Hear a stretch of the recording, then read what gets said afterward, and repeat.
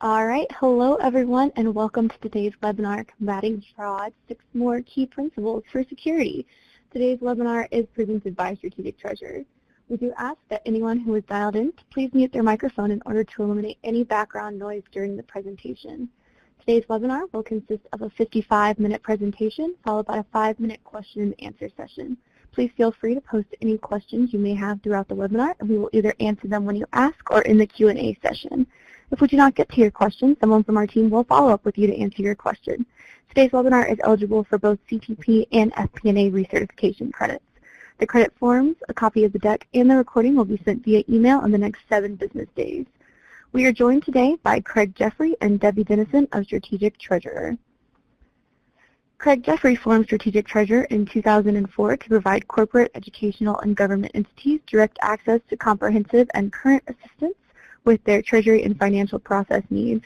His 25-plus years of financial and treasury experience as a practitioner, banker, and as a consultant have uniquely qualified him to help organizations craft realistic goals and achieve significant benefits quickly. He is responsible for overall relationship management and ensuring total client satisfaction on all projects.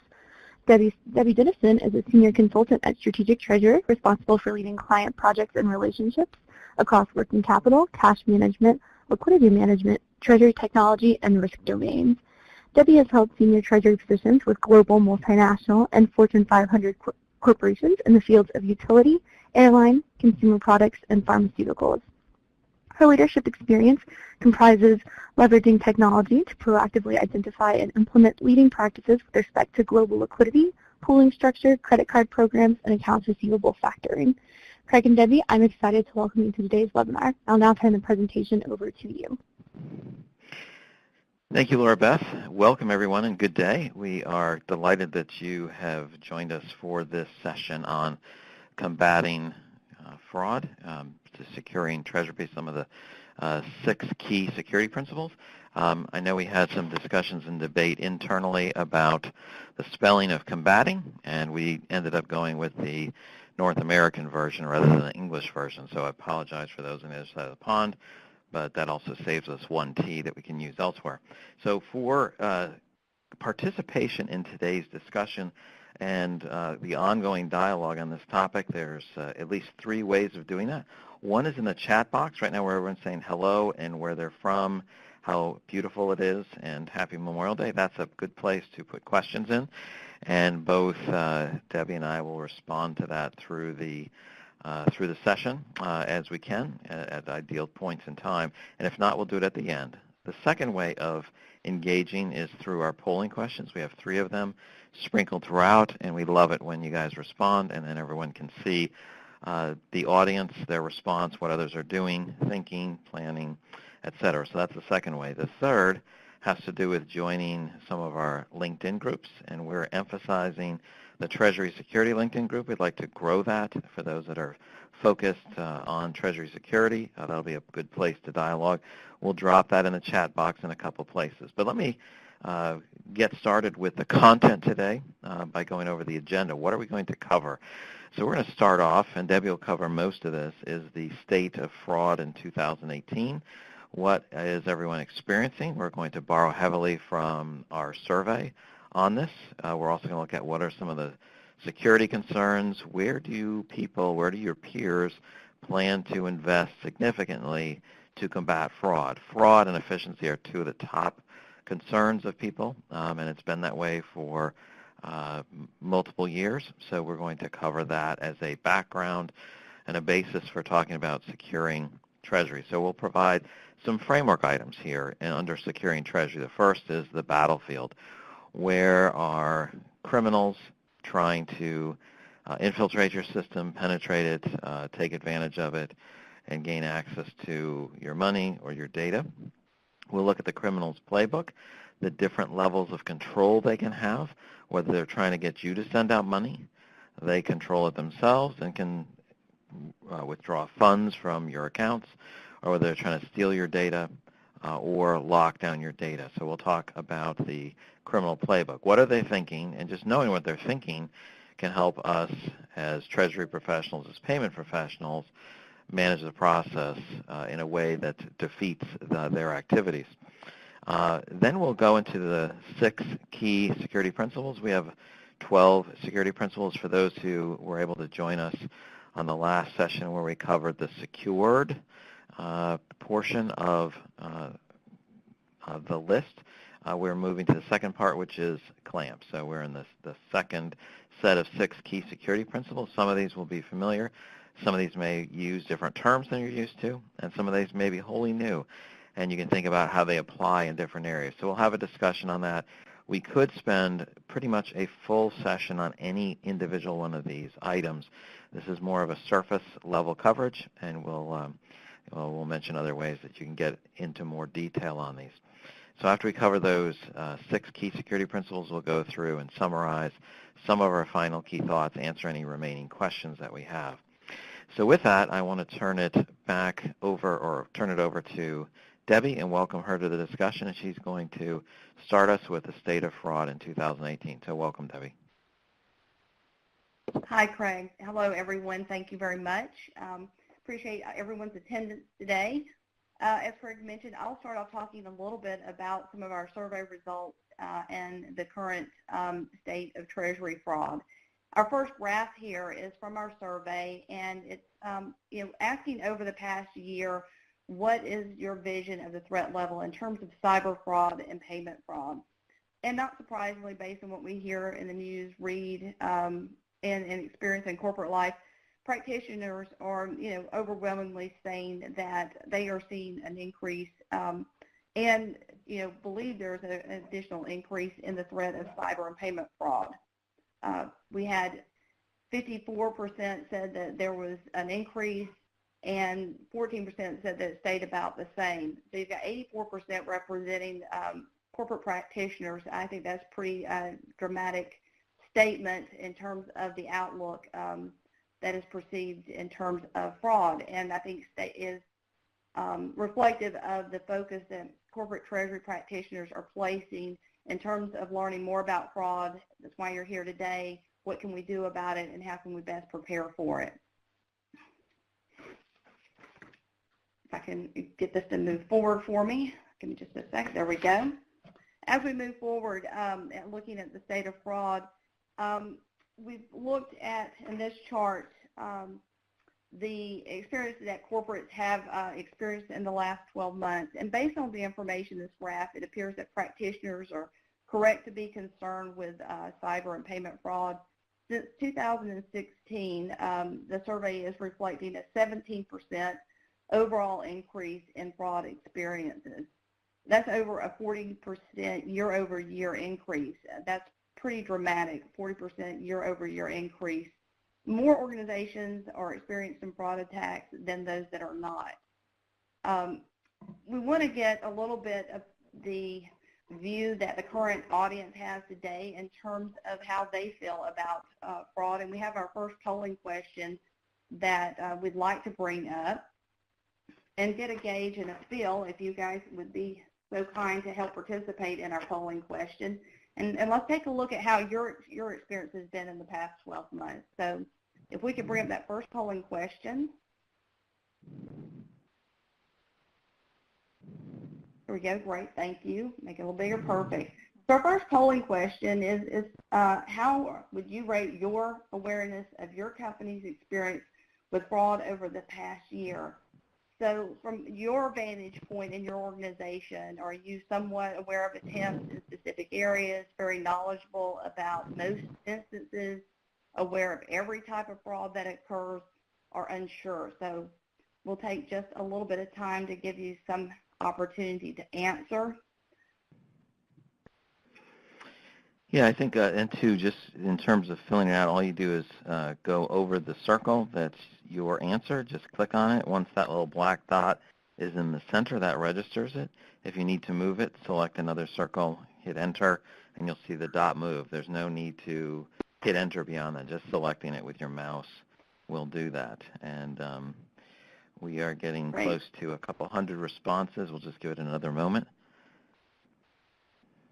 Yeah, I think this is sort of turning out as I would have expected, in that we're getting some answers split between, aware of some specific areas, but not all areas, and then those that have more full base knowledge. Our last slide showed that more corporates are experiencing more fraud, but it's interesting to see overall what the exposure is across the organization. And as we go through the presentation today and we talk about the areas of fraud and some of the principles that we're introducing today, and how to provide protection, I think this is important because not everyone has the same vantage point in terms of exposure to fraud and awareness of it. And this, I think, carries through the whole presentation of how we need to be aware and continue to communicate throughout the organization and break down some of those silos when it comes to this topic. Craig, so I think we're good on the, Craig, any comments you want to make on the feedback from the polling that you're seeing? Yeah, and it's interesting because we never asked this question in an actual survey, but seeing that, almost 11% are unsure and another 32% are aware of attempts, but only in specific areas or cases, that's almost half. Almost half don't have a comprehensive view of what's going on in the organization, and most of our group is treasury. So that's a little surprising to me. But again, like your point about people trying to keep it quiet, maybe you don't want to share it broadly. Only 1 in 5, or 19%, are aware of all or almost all attempts on the organization, and then another 37% are fairly knowledgeable. I guess that's almost a topic for another article or blog entry on that. That's quite interesting. So thank you everyone for taking the time to respond to that. Appreciate it. Yeah, I appreciate it too. Thank you. So we can take the polling question down and we'll move to the next slide, and we'll talk a little bit about what we've seen over the past 2 years. But just as a closing remark on that polling response, I spent most of my career on the practitioner side, and I think Treasury is very in tune with specific areas of fraud that we deal with day in and day out. But again, as we'll talk about throughout the presentation, the attempts of fraud cross the organizations now in so many different facets that it sometimes reaches outside of Treasury's knowledge expertise because of the technology that's involved today. And so I think that maybe is, Craig, where maybe some of that results is coming from, is that we used to think about fraud from a Treasury perspective, and now it just crosses the organization inside and out from a technology perspective. All right, we'll move to the next slide here. So this slide represents results from the survey for the past 2 years, and it covers different areas of fraud: payment fraud from business email compromise, check fraud and forgery, ACH fraud, card fraud, and wire fraud. So I think one of the things that we want to take from this trend that we're seeing is that there is a significant amount of attempts that we're seeing across the payment spectrum in terms of fraud attempts. So we can see in that first one, if we just take the first payment fraud, business email compromise, 63% over the past 2 years have experienced some attempts, but no success. But then 11% of those have had losses, with 1% resulting in terminations of personnel. So I think if we look at some other examples around ACH fraud and card fraud, we see similar examples. So if you take them independently, check fraud, for example, 23% experienced some attempts with 7% losses, 1% termination. The trend is that we're seeing more and more attempts, and where those attempts are occurring across the payment spectrum is shifting. We've for years experienced check fraud. We've put a lot of protection in place, and we see that even though there's still attempts, the success rate is lower. But now criminals are moving to different areas and trying to poke holes in different areas of our organization. So they're making attempts through the business email compromise, their wire fraud. They're also moving and targeting in areas where the payoff is larger. So the amount that you're maybe able to, try to circumvent and take advantage of with regard to check fraud is going to be smaller than the dollars that are available and exposed when it comes to wire fraud or ACH fraud.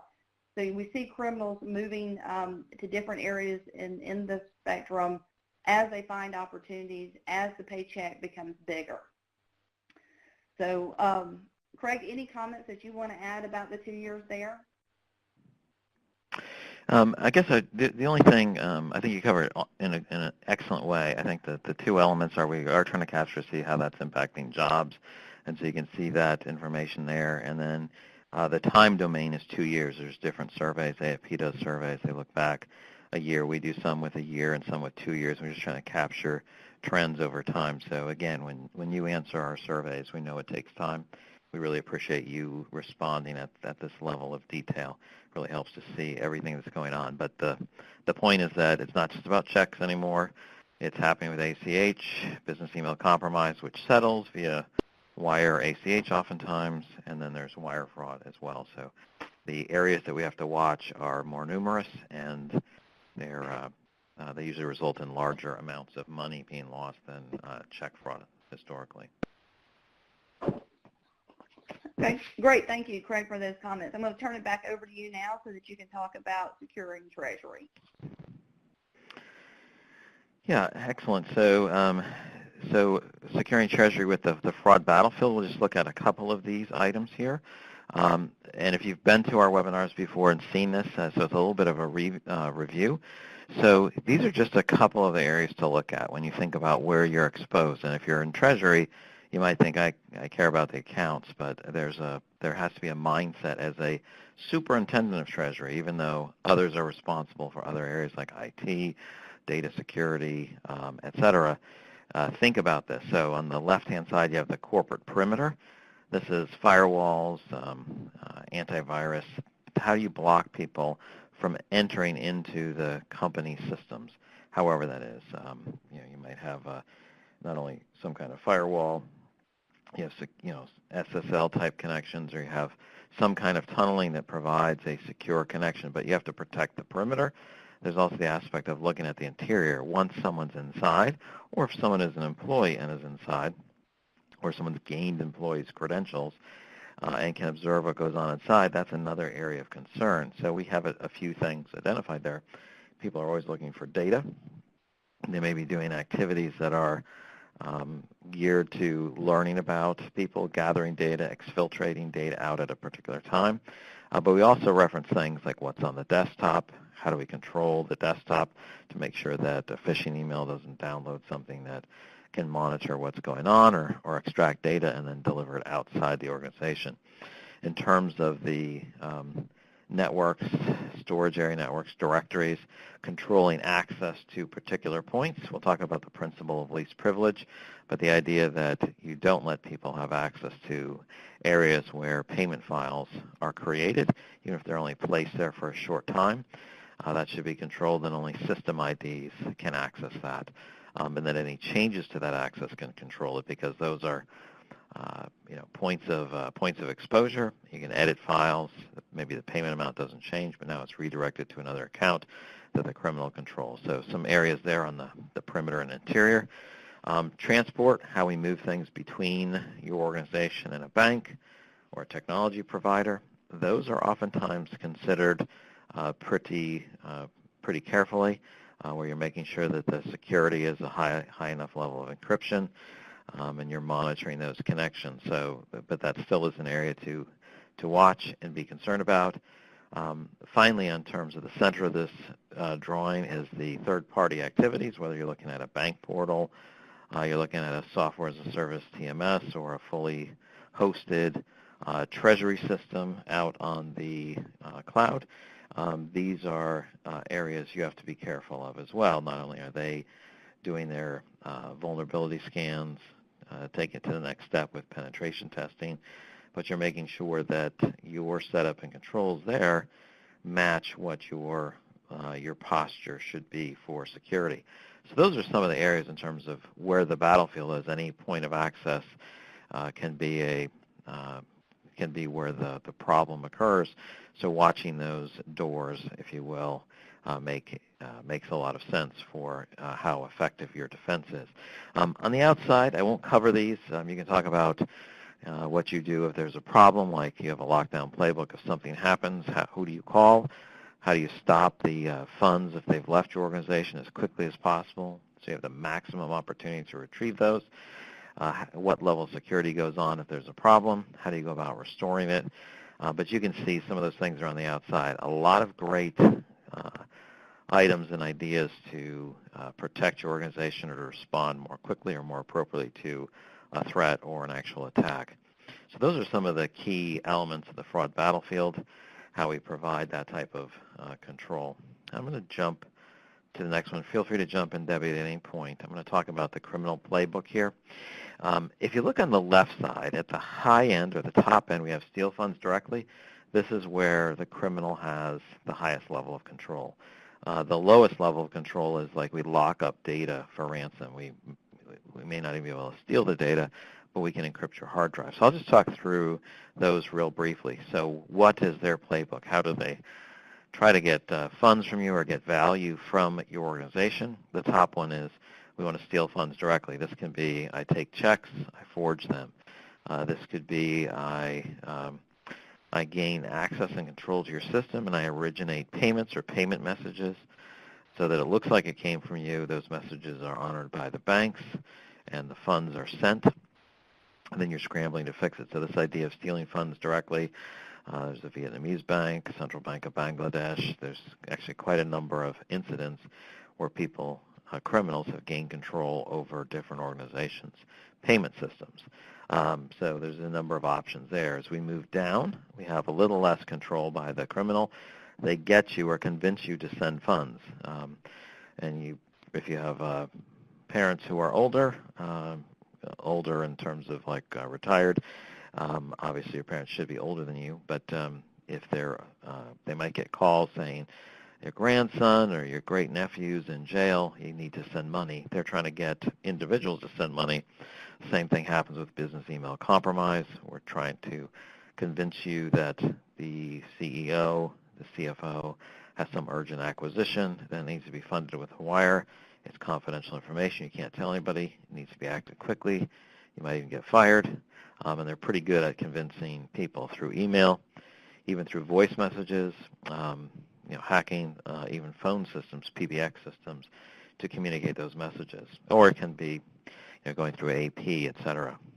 The third option, second from the bottom, is take data and sell it. These are data breaches. Information that's valuable, like card information, health information, personally identifiable information, taking it and then selling it on the dark web or selling it to criminal organizations separately. And then the bottom is if maybe we can't exfiltrate all that data, but we can get people to click on a few things and use great encryption technology to encrypt your hard drive or the server, and that can't be undone unless you have the key. You can't get the key unless you pay for it with a Bitcoin. So they are trying to get money and data that they can sell. If they can control it, they'll do that first. If not, they will try to convince you. They'll steal data or they'll lock down data any way they can convince you to send some funds or get paid for that. So there's 4 types of attack. And then if you look at the x-axis, high payout is over the far left, lower payouts on the right, and you see check forgery sticking over at the right-hand side. So with that, I'm going to turn over to some of the items to consider. But with that, we're going to do our second polling question. So we'll move that over to the center now. And this is one where if you see that there's squares instead of circles, you can select multiple items. Which of the following security components does your company currently employ? You have a firewall. We're hoping that's everyone has that. Multi-factor authentication besides biometrics. This might be a token, a virtual token, a physical token that changes numbers. So it's another factor that you have to authenticate yourself besides ID and password. So it's at least one more. That's besides biometrics. The third is biometrics, retinal, your eye, handprint, fingerprint, facial recognition, etc. So if you go to the airport and you see clear, they're back on the biometrics, right? Your eyes, your fingerprints, things like that. And then the fourth is segregation of duties. We make sure it requires at least two people to do different functions. They have to work in concert to make it happen. And then the last one is file encryption. So this is a range of options there, and thank you for people clicking through. Looks like we're up over 200, so there's still quite a few people who could take the poll. Would love it if you could do that, but we are going to broadcast the results now. And Debbie, you can join me in this. The top one for sure is a firewall. I am a little concerned that it's not 100%, it's 93%. Might be people don't know. I think most companies, if you're bigger than several $1 million, have a firewall for sure, just as a means of protecting it. Multi-factor authentication, that's about 80% are using that. If you deal with the bank portal, most bank portals require that. Certainly if you're doing funds transfer, and more are requiring it on the even information reporting. As you look at that, file encryption, segregation of duties, biometrics, anything stands out to you, Debbie? No, I'm happy to see that we have more growth continuing in the multi-factor authentication. I know the banks have introduced that in a lot of areas. I see that even on a personal level now, outside of corporate and professional life, in terms of that coming into play. And the biometrics is growing. We see that with things like Clear. So I'm excited to see that come about into corporate America as well, in terms of adding some of those capabilities to the weaponry that corporate treasury has in terms of protecting data. Excellent. Okay. Thank you, everyone, for taking the survey. We'll move that to the side. And while that's being moved to the side, I just referenced that Treasury Security LinkedIn group. If you haven't joined, we'd encourage you to click request to join, and we'll get those approved as another way to stay in touch. So what are some of those items to consider? Technology security components. We asked about some of those. I'll just talk about a couple here. So tokenization is in the same vein as encryption, right? If you're storing, let's say you're storing a bank account number, or you're storing a social security number, or something that's personally identifiable. So you can encrypt it. So it's at rest, it's encrypted. You'd have to know the encryption key to be able to see it or view it. So encryption is a very good and effective method at locking down data. So if someone accesses the data, they still have to have a key to decrypt it. Now, if you look at tokenization is taking information like an account number, like a credit card number, et cetera, or an ACH information, whatever, and storing a token that essentially refers to the actual information. So if someone got through, whether it was encrypted or not, they get a token. They don't actually get the number that's needed. So it's another way of masking what you have. SAML2 is another fancy name for what people refer to as single sign-on. And this is using your credentials, let's say in your Microsoft network, you have all your permissions there and IDs based upon that. And so it's establishing a connection between your technology vendor and your database, if you will, of who are the signers and their authorization. So if a person leaves the company and they're taken off of the that database, you no longer can get into your treasury system, your payment hub, et cetera. So this idea of a single sign-on are some of the security components that people are doing. This is taking off very, very rapidly, especially in the treasury management system space. People want that as just another way of control. The other side is, if we look on the left side and say, this keeps individuals, if this keeps individuals, or if this keeps the technology all current and the defenses appropriate on the technology side, the right side is about the keeping people sharp, keeping them updated, security training on a regular basis, making sure that there's some testing about that beyond just phishing emails. So the concept is people are trained regularly who are involved certainly in payments, AP, any type of thing like that, that they would be kept current on different attack vectors, how do you defend against it, what the policies are, and that there's testing made on that so you can confirm that people are grasping the concepts and putting them into practice. At the same time, we can go down here. There's some other human security components that make sense, and some of the principles that step across the human-machine border. But those are a couple of the key items to consider on the tech side and on the human side. And that brings us to the security principles that we're going to talk about. There's 12 of them. We talk about the secure clamps if we use the mnemonic or the abbreviation of the first letter. So we've talked about secure, how speed matters, encryption and control of keys, all the way down to exact and specific accountability. So that was the secure side. Today we're covering control. This is dual controls, multiple levels of control, specific controls, layers, awareness, monitoring, privilege. This is the principle of least privilege, and then secure removal and deletion of data to protect that. So those are the areas that we're going to talk about today. We're going to talk about the clamps part of our 12 security principles. You may be familiar with some and not others, but I'm looking forward to this discussion. And Debbie will start us off with the first one, which is dual controls, probably the most well-known control that organizations have. Thank you, Craig. Yes, it is the most well-known, and I'm happy to see that, from the survey results that we see 90% reporting that they're using dual controls. And there's still at 10%. Typically I hear when I'm at conferences, things of that nature, organizations that are privately held or smaller organizations just feel like they don't have the coverage, and so they're not using it. I would be happy to see that number go down, continue to go down. I think it's an easy practice to resolve and to reduce a significant amount of exposure for the little bit of pain or inconvenience that it might cause for even the smaller organizations. But dual controls, as we know, is the practice of requiring more than one employee to generate or approve of payment.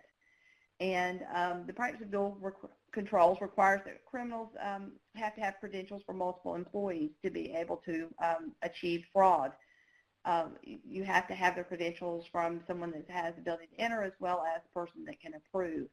I'm going to not spend a lot of time on this, but I would highlight that in addition to dual controls, you just want to make sure you also exercise good judgment and good protection around the auditing around these dual controls in terms of user access, passwords, control of passwords, things that we've discussed in some of the other webinars that we've done in the past. But there's more that goes with dual controls, and I think that's a good segue into the next slide, which is where we start talking about the principle of layers. Building in layers to add additional security makes a difference. So implementing tiers of control across the entire process, that such as payment process, adds in prevention and the successful attempt of fraud on an organization. Even with dual controls, implementing layers of controls add additional protection. If you just think about your home, for example, you can lock the front door. You can have cameras at the front door. You may have an alarm, or you can secure the perimeter with a fence. You can add, razor wire to the fence. That's what we're talking about here, is building these layers within your organization to appropriately protect it and to make sure that it's not easy to penetrate one or two levels of the protection that you have in place. From the survey, we've seen that 10% on the last slide were not using dual controls. And again, I would just argue for them to go back and to really take a hard look at the potential of loss and exposure to the organization for the minimal effort and inconvenience that it might cause to add some additional layers of protection to an organization. We're also seeing, as we saw in the polling question that we did, that there's a greater adoption of multi-factor authentication. And on the right-hand side of this page, we have a sample of how you can effectively use layers with multi-factor authentication. For the criminal to be successful, they need to have the passwords and the credentials for an employee with the authority to generate a payment, a physical key fob or token that is unique to each employee. And if dual controls are also utilized, then they would need to possess this information for the employees to control the entire process. So I won't belabor the fact of layering. I think it's something we're familiar with. It's a matter of identifying your exposure within your organization and putting the right layers of control in the organization, in addition to incorporating the multi-factor authentication. And we saw from the survey and from this polling question that that's a growing trend as well. So that's good to see. Any comments, Craig, that you want to add there about dual controls or layers before we move on?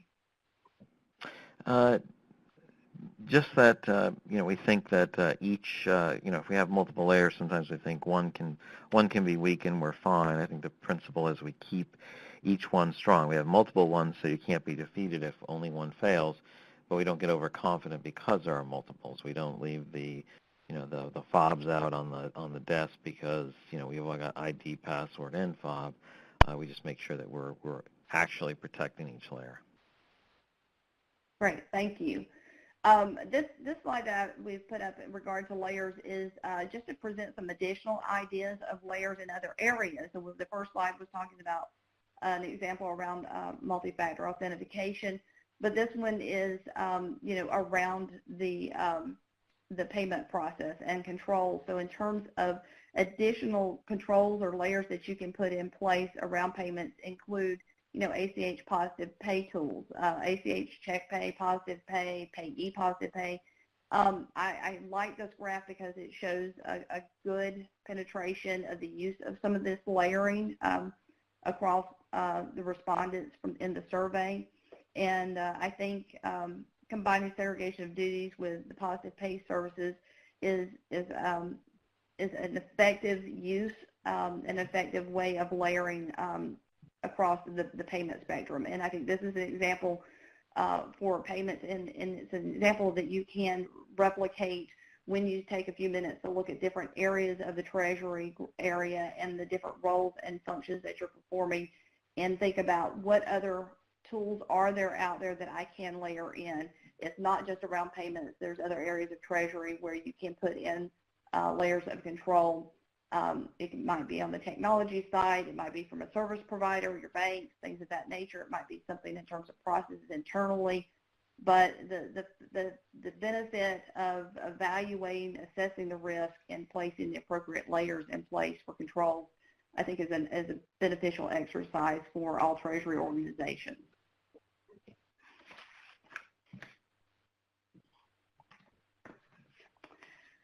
So Principle 9 is awareness and understanding and testing. Before we move into this too much, let's bring up our next polling question because it relates to this topic. So thank you very much. So this polling question is, does your company require treasury staff to take regular or annual security training? So if you can take a minute to answer. So we have no, yes at the point of hire, yes informally but not on a regular schedule, yes and we have a regular schedule, annually or more frequently, or an annual. So thank you very much for responding. We appreciate the participation in this. It helps to gauge the audience and to tailor a little bit of the comments in terms of how we have the presentation, organizing the information we have to share with you. But I think it's important for us to understand exactly where you are in the spectrum compared to the survey results. So we're seeing that that's increased. I was glad there were a lot of no's at first. So I'm glad to see that's improving, that now we have yes with annual training and testing. Not sure how many of those are bankers versus corporate practitioners. But we see the next level down at 29% right now is having regular training annually more frequently. So that's good.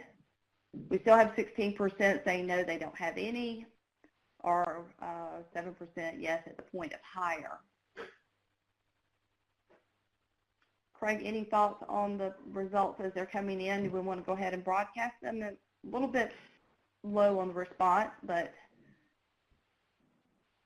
we're still we're close to 200 responses. So there's still multiple hundreds of people who can still respond.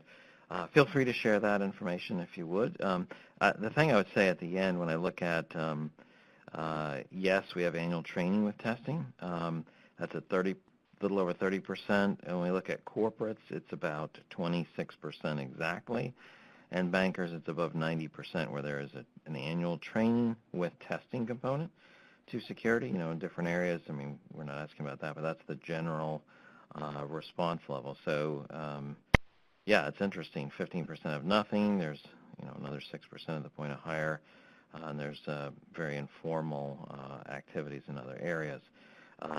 The 32% have training, but there's no testing component. This is an area where corporations, we believe, have to catch up to banks, where there's a testing component. One, to ensure that the knowledge is captured, but two, that there's a due diligence on the organization's part to make sure that each person knows what they're doing. So, thanks. Okay, great. Thank you. We can take that away. And as we go back talking about awareness, understanding, and testing, as a Treasury practitioner for most of my career, as I mentioned, this was always sort of a passionate area for me. While many organizations focus on technology components of security, staff training and testing is often minimal, if somewhat completely overlooked within a lot of corporations. We see banks are doing a great job in terms of, training, testing, educating staff. But we can see here on the industry use of this and the scale here on the left-hand side of the chart, the survey indicates that practitioners are below the moderate range. So we're not seeing this carry over into a corporate practice. And as Craig mentioned, this is commonly done by banks. They have annual testing and training. They have to learn and have education on an annual basis about detecting and preventing fraud.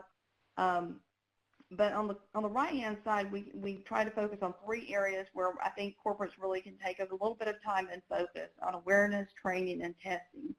What we see most often that employees are really trying to do what they think is best for an organization, and they unknowingly leave an organization exposed to fraud, and it is simply because they are either unaware or because they're trying to provide good customer service and they think they're doing the right thing.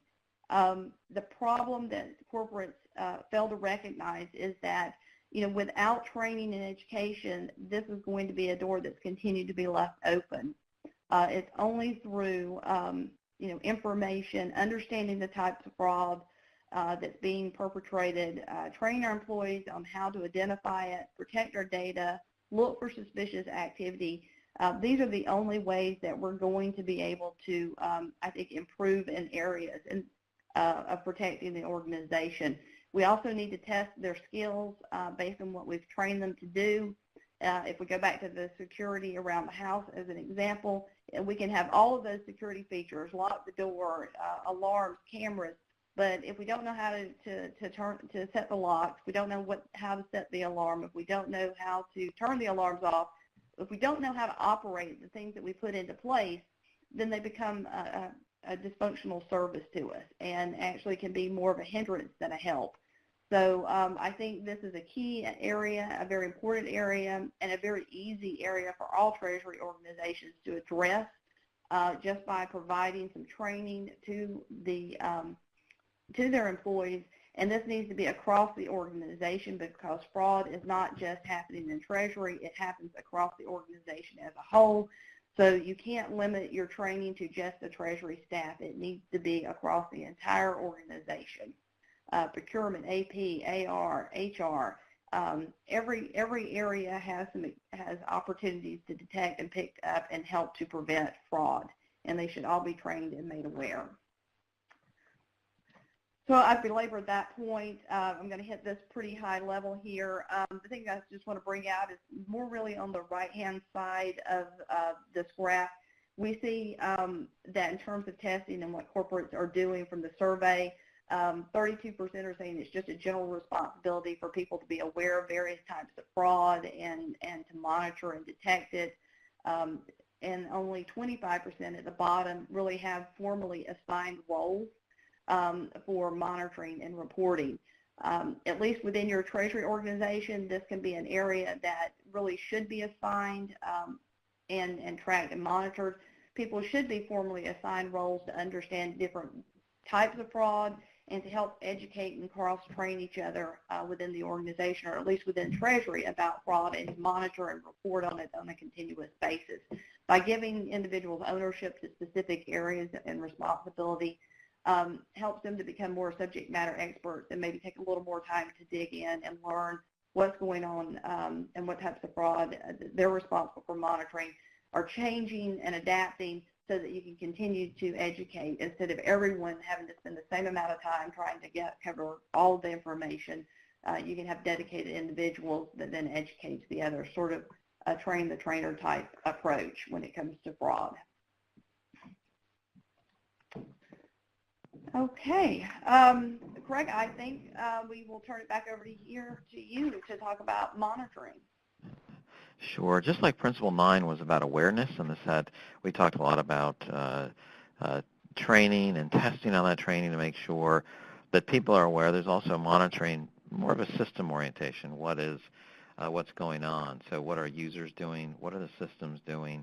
How are we doing as a Treasury group, as a payables group, as a systems group? How are we stacking up against others and stacking up against what we should be doing? So things like benchmarking can help you tell where you are. Are you at least at the adequate level, what we'd call the standard of good corporate conduct? Are you using leading practices or world-class practices? So this idea of monitoring what's going on. So this can be just monitoring activity, monitoring access. It can be designed and set up as anomaly detection. So anytime anomalous behavior occurs, it creates a case, or it alerts someone to the fact that a certain person is accessing individual records at the rate of more than 5 per minute, or 2 per second or something, so that it looks like it might be a system accessing data. The same thing could be for a combination of activities. I'm resetting my ID and password right before I do a wire transfer. So it can look for anomalous behaviors, or behaviors that may indicate a problem, or not done by the user, or not done by a human. So there's a number of areas that you can monitor, and there's activities that banks and corporates do to manage this. Banks are pretty well up the curve in terms of having and monitoring what goes on with their systems. Corporations, some leading ones, are putting more and more anomaly detection, monitoring, and reporting, so they can discover a problem or issue more rapidly. As we continue the discussion about monitoring, do you have something that proactively monitors anomalous or suspicious behavior? We've got about 1 in 4, or 1 in 5 rather, do it yes in real time. Another 1 in 9 monitor this type of behavior. It's after the fact. So if it detects it, it'll provide a report. And you might say, well, that's a little late. You don't close the barn door after the horses escaped. But the idea that if it's better to see the horse heading towards the door, that would create a better opportunity to stop it. But even if the horse has escaped, it's better to know that there's a problem with funds or data earlier on in the process rather than later or not at all, because you can take steps to rectify the issue. So there's a couple items for that. We have a couple other options on the right-hand side, but for the sake of time, we'll leave you to read that on your own, and you'll get a copy of this whole deck. So the principle of least privilege is one I think people know. They may not refer to it as the principle of least privilege. This is restricting access to sensitive information to those who need to know it or those systems that need to access it. So instead of leaving data out on your desk, it's locked. Instead of granting access to every single directory on the network, you are given permission to, you're only proactively given permission to data that you need. So this idea of we withhold sensitive information to only those who need it provides, if one person's ID is compromised, the maximum amount of information that can be taken from that credential compromise is limited or restricted to what they have the rights to. So this is a very, very effective principle. Sometimes people think about this in terms of diversification as to what diversification is, or restricting how much money can be wired out of a particular account, so that it requires wires. Multiple people have to approve multiple wires as opposed to a very large sum going out. But the idea of the principle of least privilege is excellent for almost every area of security management, from systems to payments to treasury. It's very, very crucial principle that everyone can use and think of. So here are some statistics about what are organizations doing for bank accounts, access to corporate data, et cetera. So we'll leave that to your reading pleasure as well, just given the time that we have. But the concept of how many people intentionally employ the principle of least privilege. Think about what data is needed. So when you're setting up permissions, who has access to what entities, what bank accounts, what data, what services, what functionality.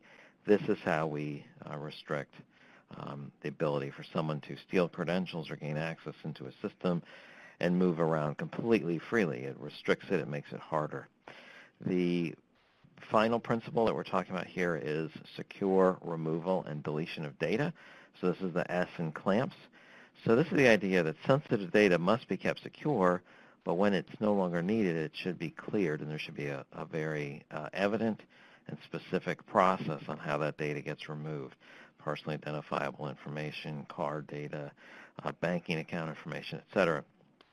So this is the idea of how do we keep and maintain records for historical purposes that we might need for tax or some other reporting, and then what are the areas that we use to protect that data by removing it or deleting it.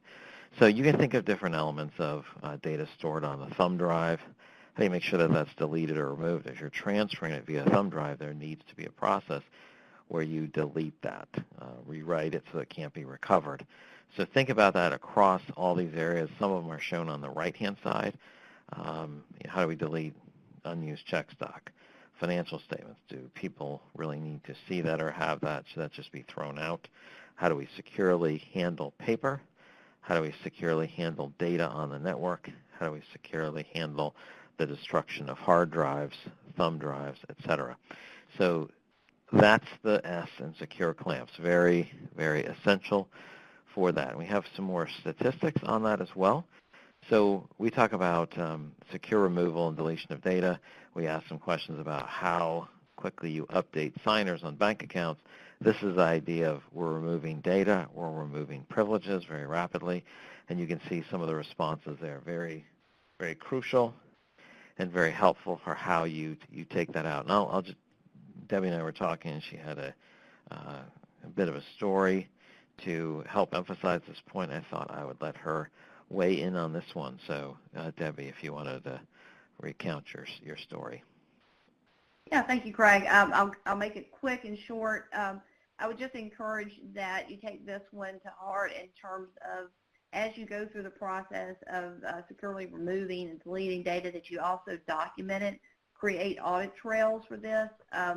This is something that can, especially in highly regulated companies, can be very beneficial, but even for those that are not highly regulated, internal audits, third-party audits, this is critical information to keep on hand and documented at how you destroyed it, who witnessed it, how was it stored, how was it destroyed, when was it. Make sure that you put it in a secure location, that it doesn't get lost. You need to plan for future generations of employees, need to be able to find this data and maybe answer to audits 5, 10 years down the road. So it's important that you document this, keep it secure. make sure people know where it's retained so that future generations can find it.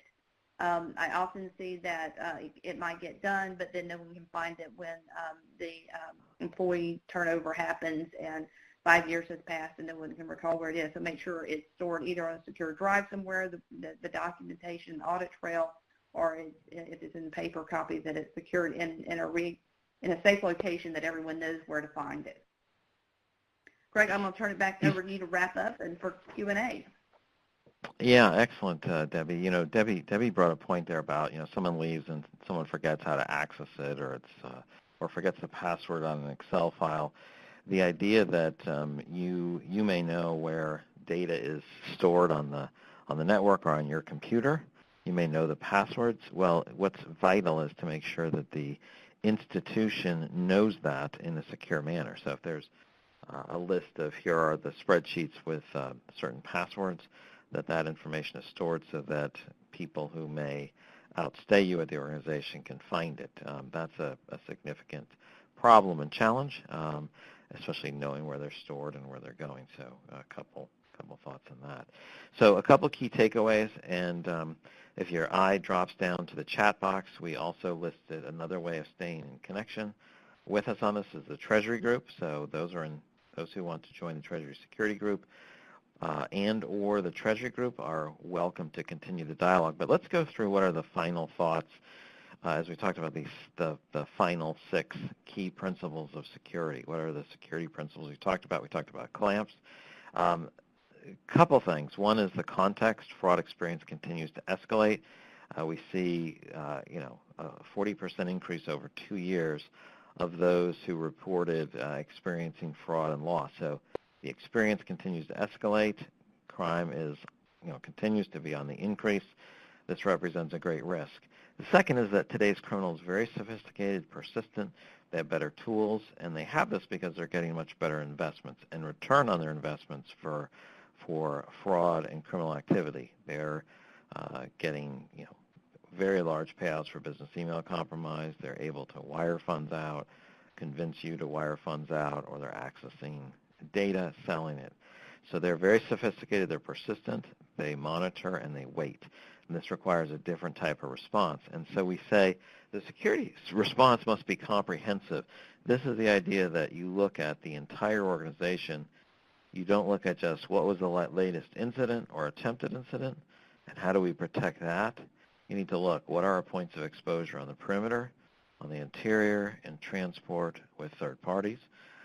How do we apply those principles within our framework? Where can we tighten things up to make it harder to commit fraud or to steal from our organization? So the security response must look at all those areas on a comprehensive basis.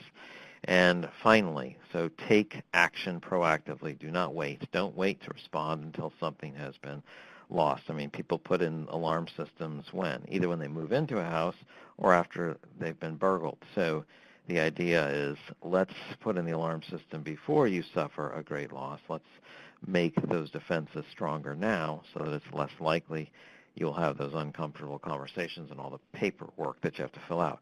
So this could be on your systems. This could be on your humans. So it might be you want to make sure everyone's taking security training with testing so that they understand here are the different attack vectors. Here's how fraud in the past has happened, what you can do to protect against that, how do you apply these principles in much more detail, security framework, et cetera. So there's opportunities for that. It could be proactively engaging a firm to help you assess your treasury security, your payment security, your payment controls. It could be doing a benchmark. How are we against others in these key areas of security activity? So when we look at this and we say, what are the key takeaways? Be proactive. Don't just be a responder to a problem. Move forward, take action, and make sure that's in the context of what you're doing on an overall basis.